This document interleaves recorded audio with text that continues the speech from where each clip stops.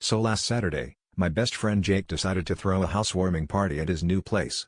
Pretty standard affair: chips, drinks, and a vague promise of karaoke that everyone pretends to dread but secretly loves.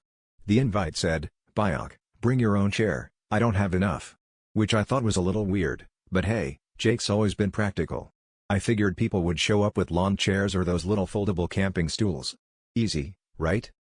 Apparently, my friends have the reading comprehension of a potato and the creative spark of a fourth-grade science fair. The first person to arrive, Emily, walks in carrying a full-size door. Not a chair. A literal door.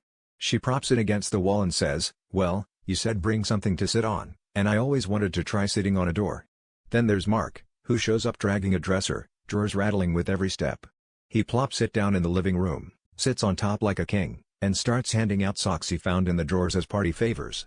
By the time Sarah rolled up with a unicycle, she doesn't even know how to ride it. I knew this party was about to get weird.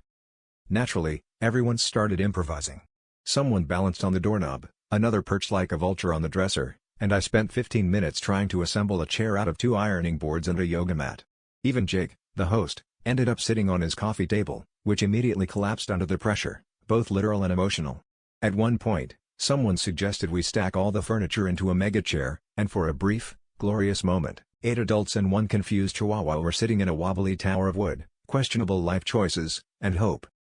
By the end of the night, nobody had brought a single actual chair, but we'd discovered about a dozen new ways to get a splinter.